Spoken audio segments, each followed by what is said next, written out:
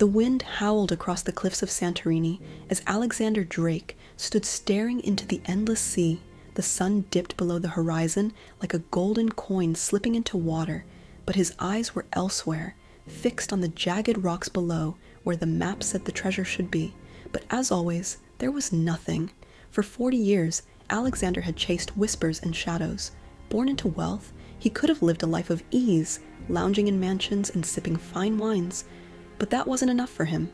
At 16, he overheard his dying grandfather speak of a legendary family treasure, a fortune hidden generations ago, lost during a time of war.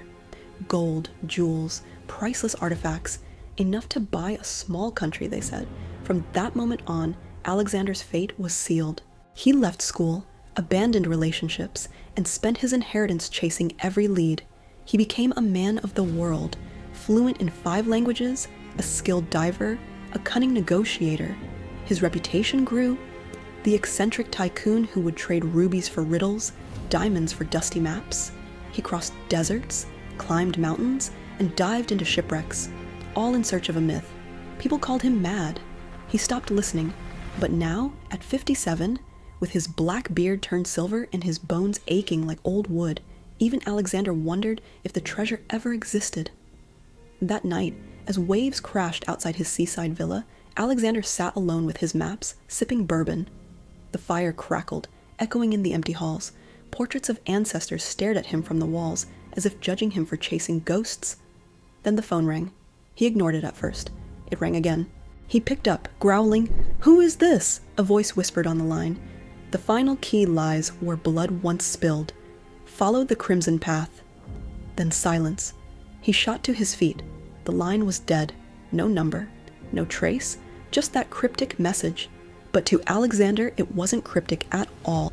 3 days later, he was in the Scottish Highlands, standing before the ruins of a stone manor, his family's ancestral home, burned to the ground during a 17th century feud.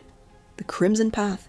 He remembered an old tale, a hidden room where a bloody betrayal took place, sealed off before the manor fell, a secret passage that only the family knew.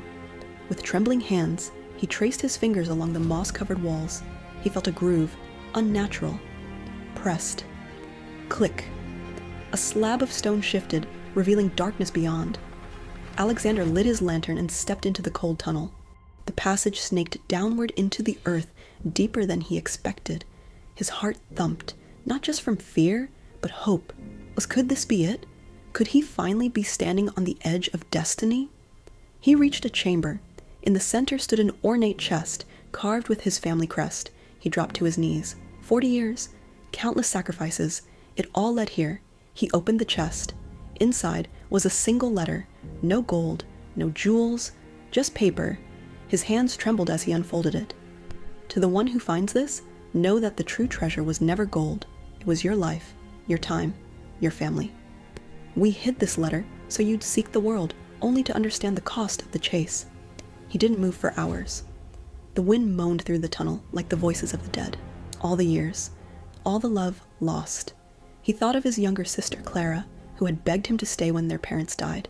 He never attended her wedding, didn't meet her children. She stopped calling. So did everyone else. He thought of Amelia, the only woman he ever truly loved. She gave him an ultimatum, her or the treasure. He never answered. She married someone else. He had spent a lifetime looking for meaning in myths, ignoring the gold he already had, love, family, time. He laughed then, a wild, broken laugh that echoed off stone, and he walked away from the chest.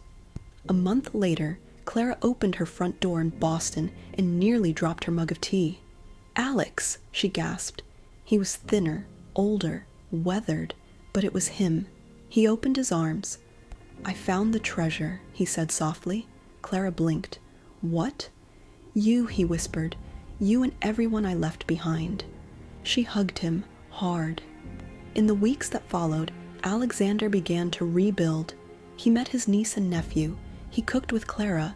He wrote letters to old friends and even reached out to Amelia. She had moved on, but her smile when she saw him was warm, forgiving. He sold off his maps, shut down his expeditions, and donated the rest of his wealth to schools and charities.